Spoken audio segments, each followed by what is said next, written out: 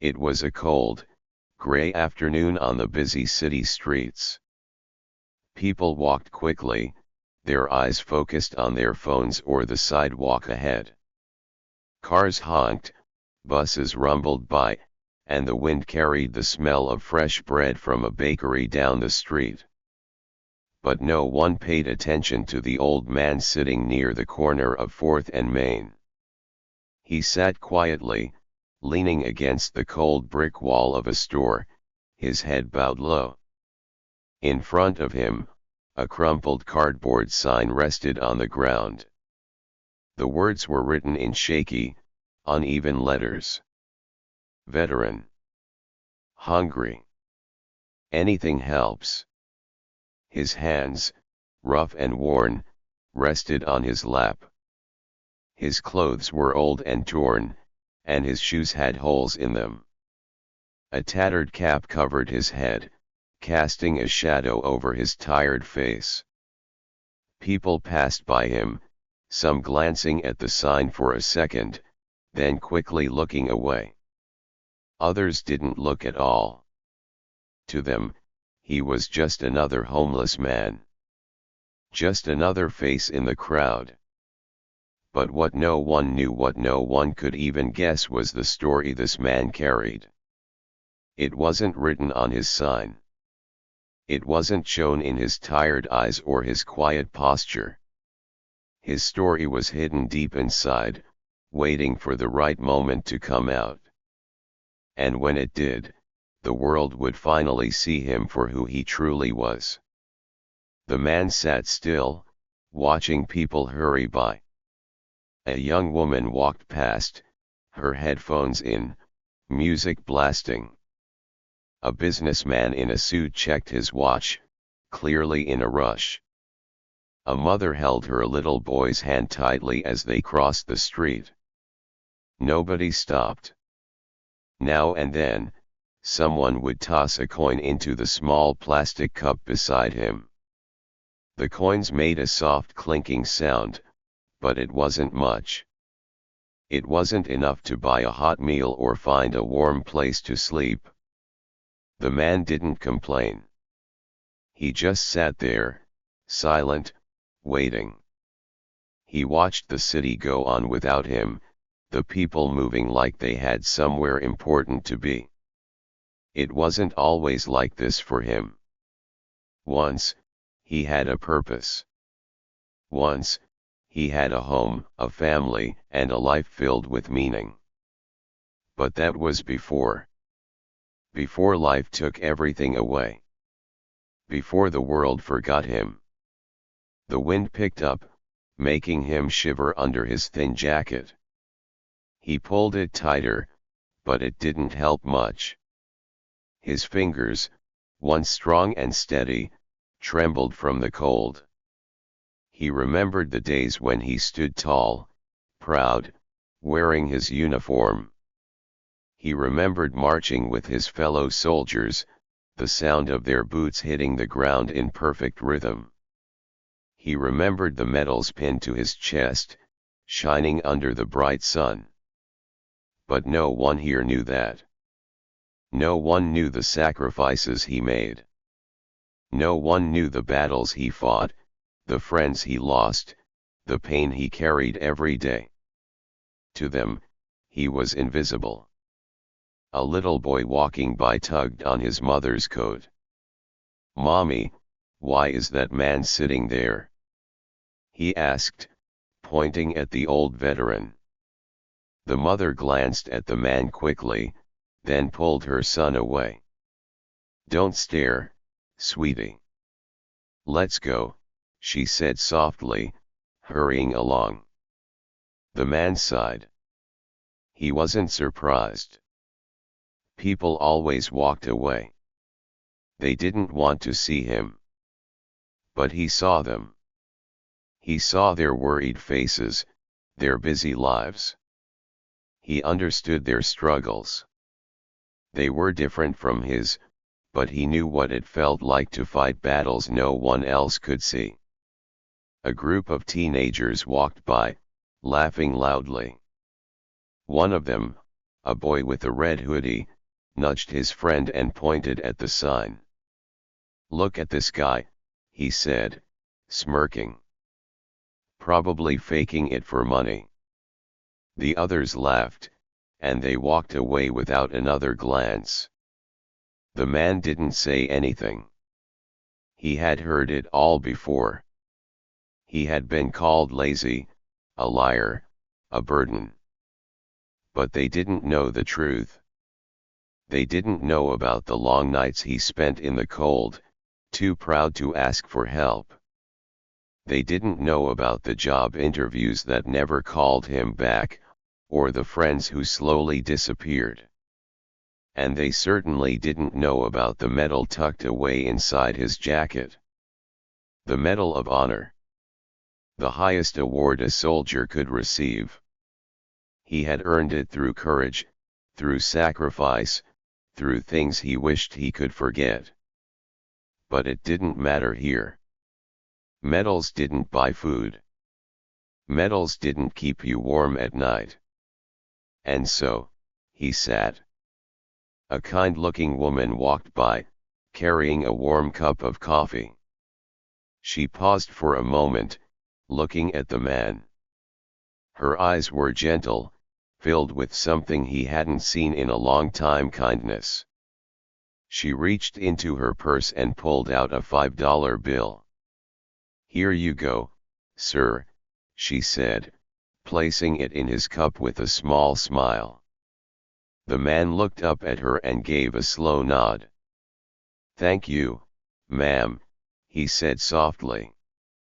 She smiled and walked away, disappearing into the crowd. The man looked at the bill and sighed. He was grateful, but it wouldn't change much. It was just another day, just another small kindness in a world that had mostly forgotten him. He leaned back against the wall, his eyes drifting to the sky. The clouds were thick, covering the sun. Maybe it would rain soon. He hoped it wouldn't. Rain made the nights even harder. As he sat there, memories flooded his mind: memories of his friends, his family, his time in the military. He thought of the days when people respected him, when they listened to his stories and shook his hand with gratitude. Now, people didn't even look at him. But one day, they would know. One day, they would see him for who he really was. And until then, he would wait.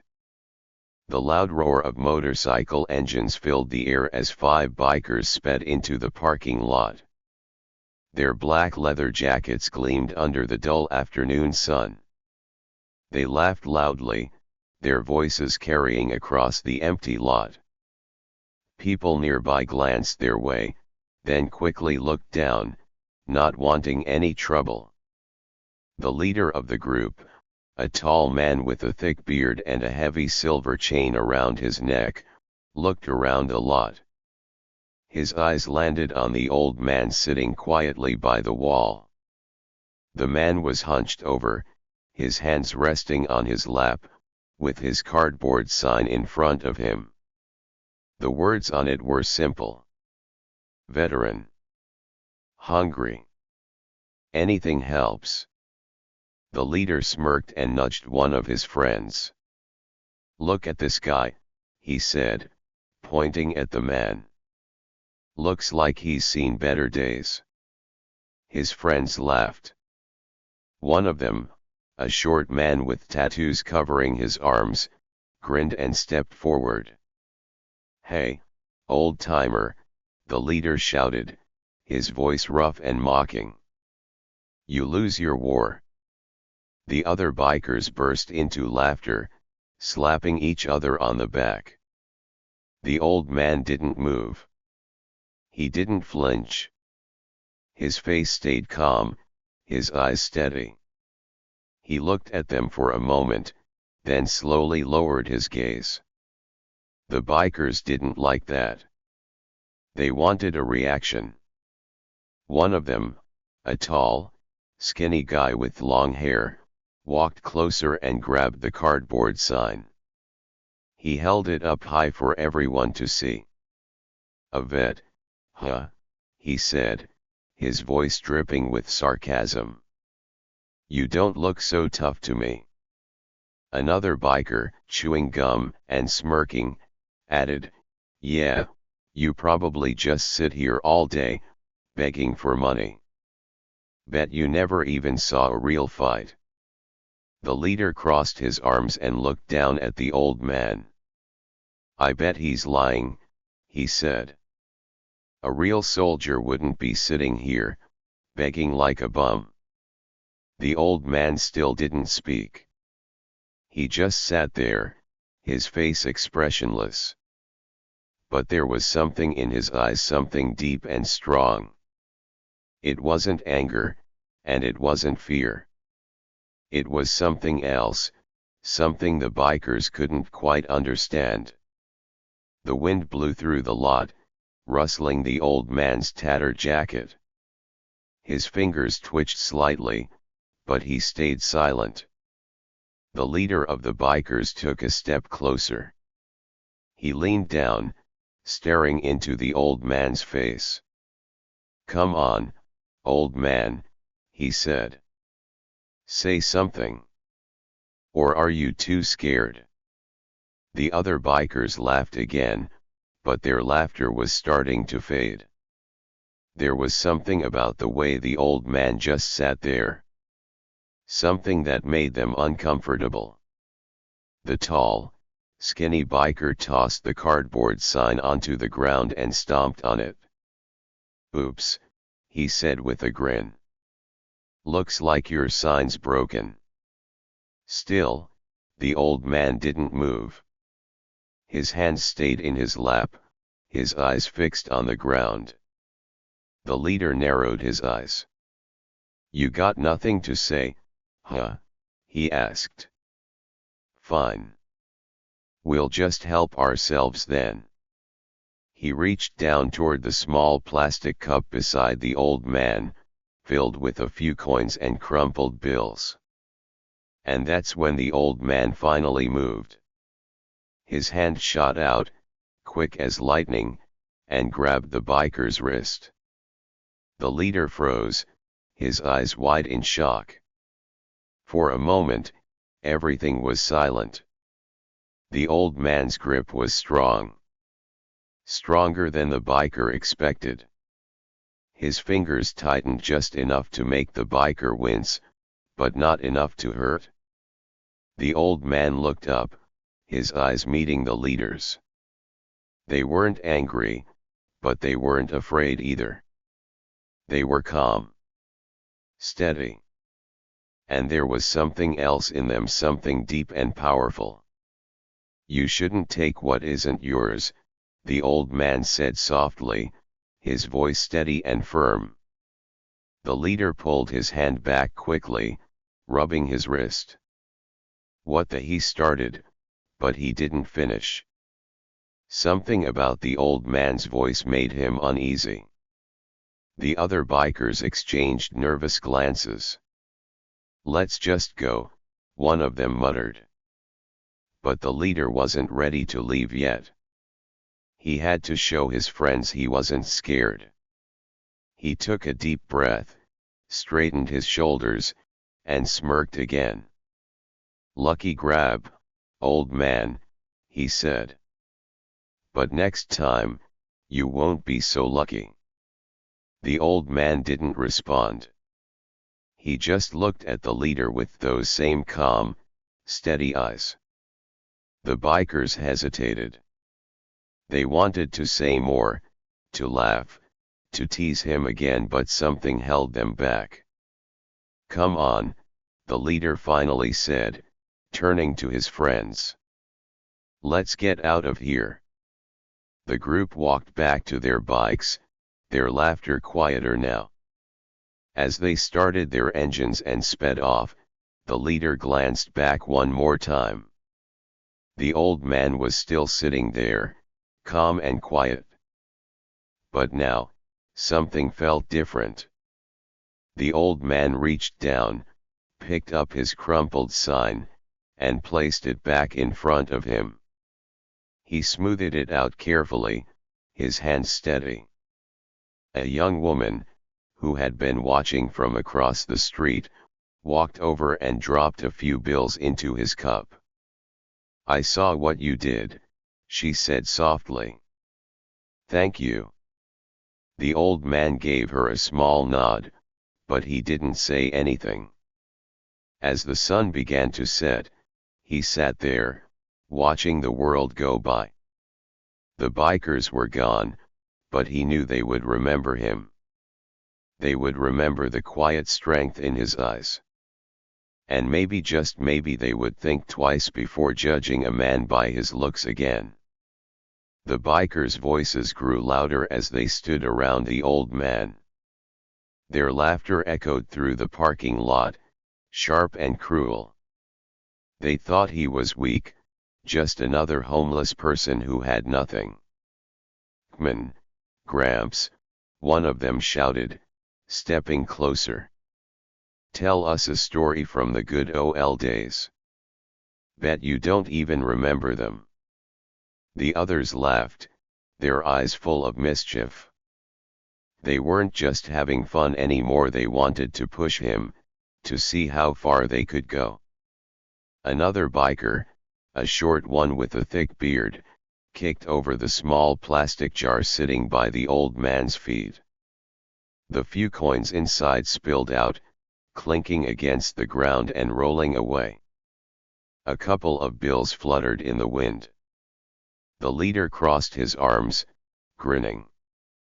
"Oops," he said, pretending to look sorry. "Looks like you dropped your money." The old man stayed quiet. He didn't flinch, didn't frown. He just looked at them with calm, tired eyes.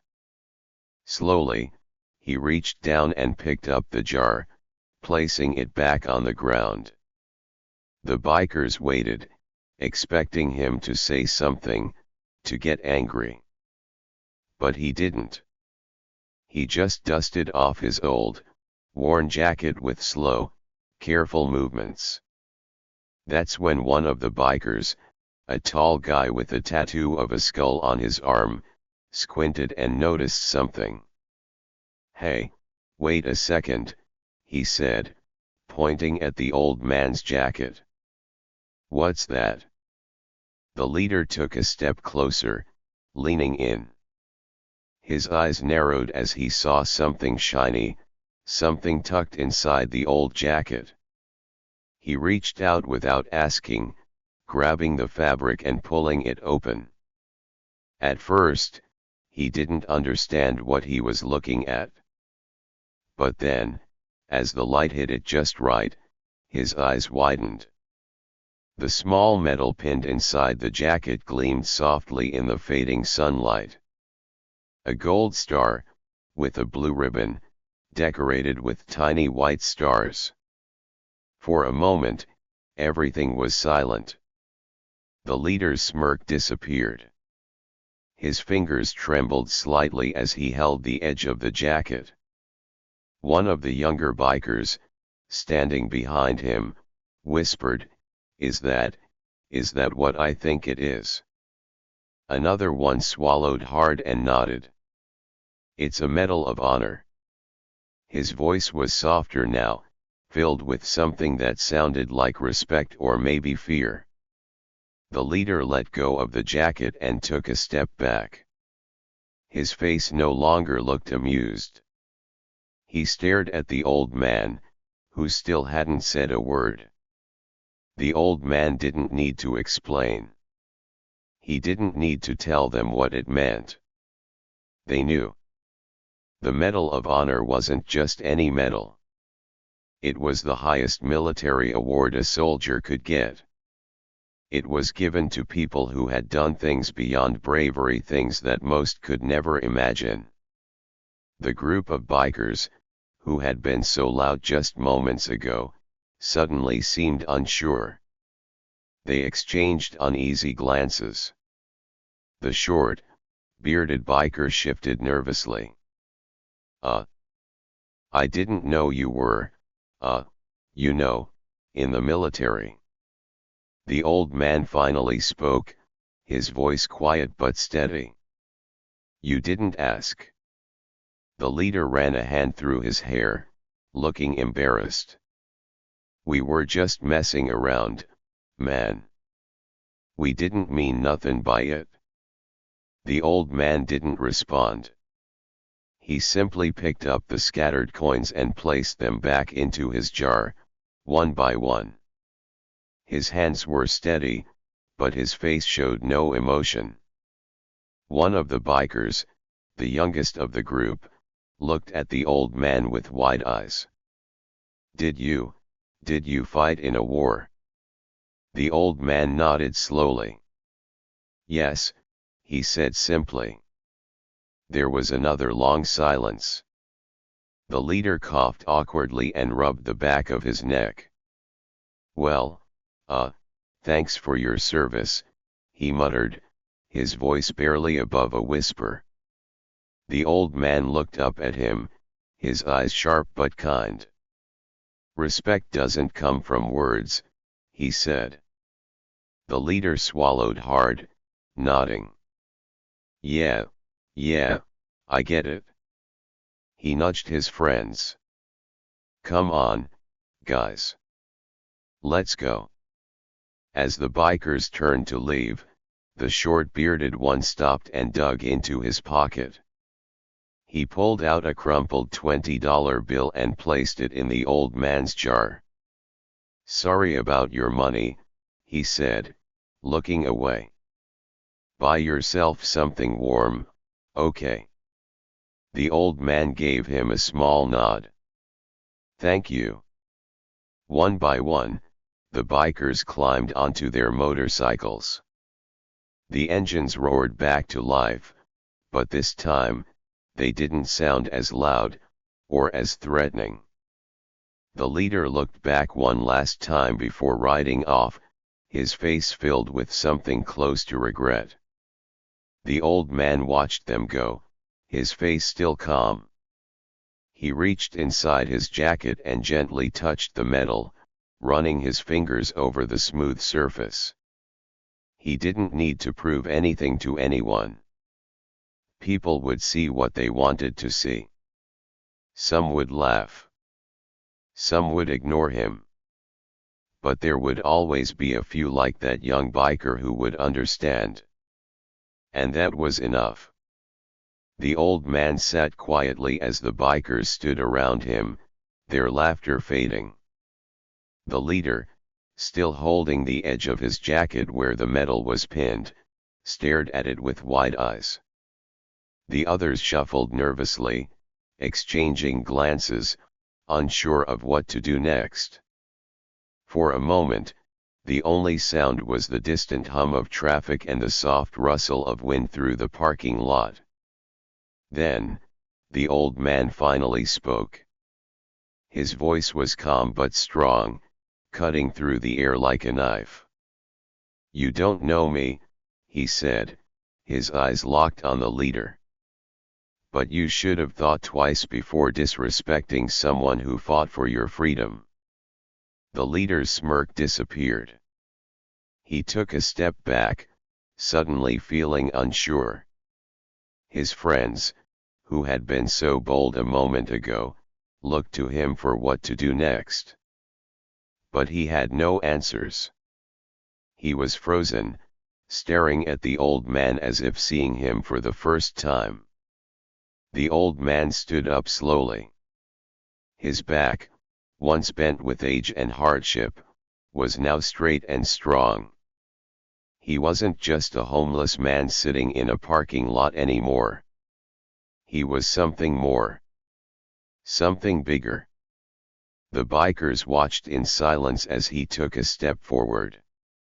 His presence seemed to grow, his calm eyes full of something they didn't understand, something powerful, something real.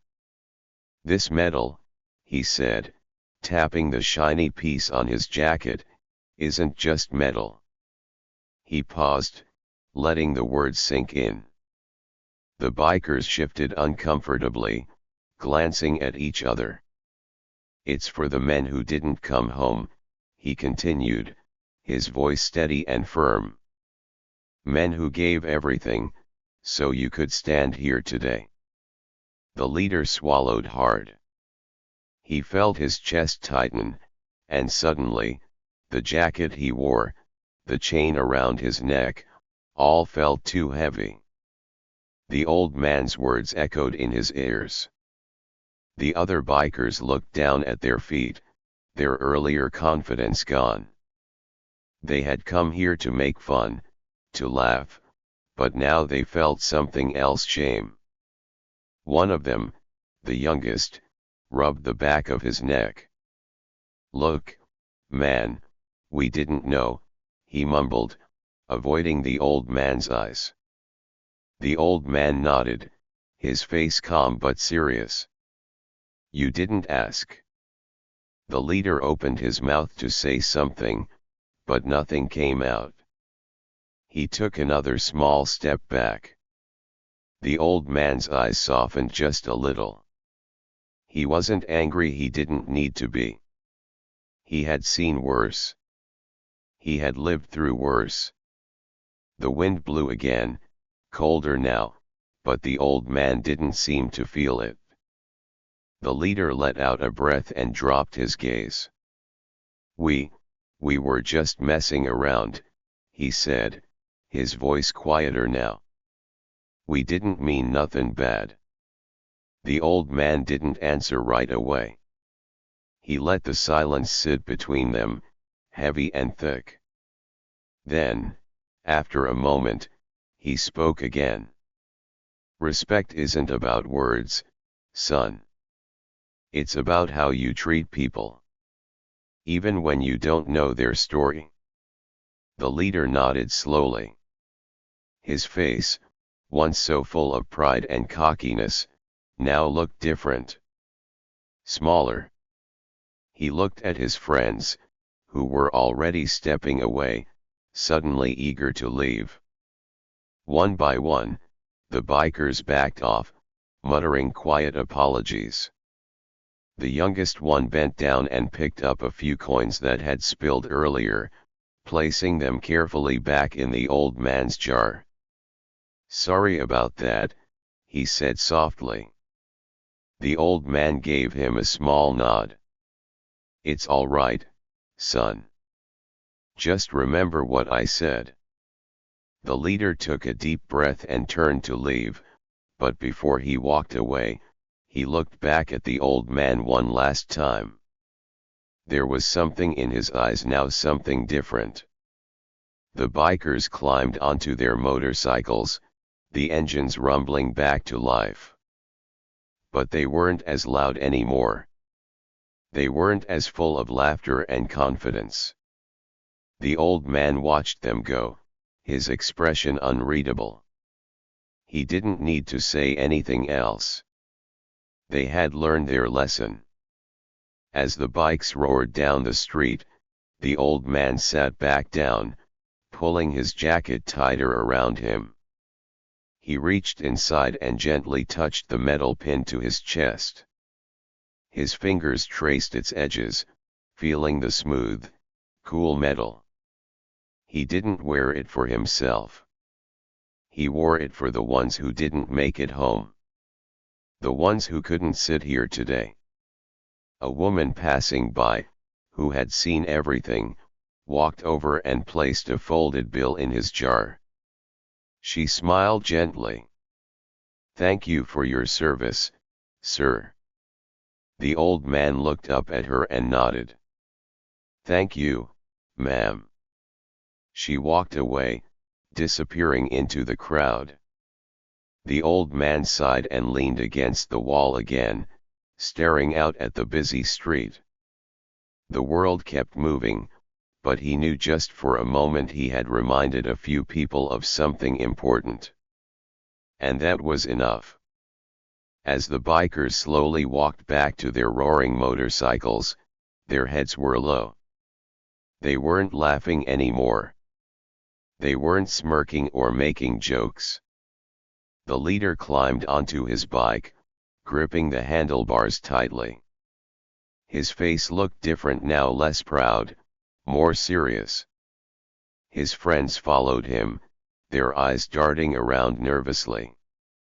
The old man watched them, his expression calm. He didn't need to say anything more. His quiet strength had already spoken loud and clear. People nearby, who had been watching the whole thing, whispered to each other. Some shook their heads at the bikers. Others looked at the old man with new eyes full of respect and curiosity. A young woman, dressed in a simple sweater and jeans, stepped forward. She had watched everything from across the street. Her eyes were kind as she walked up to the old man. In her hand was a folded bill. She knelt down and placed it gently into his jar.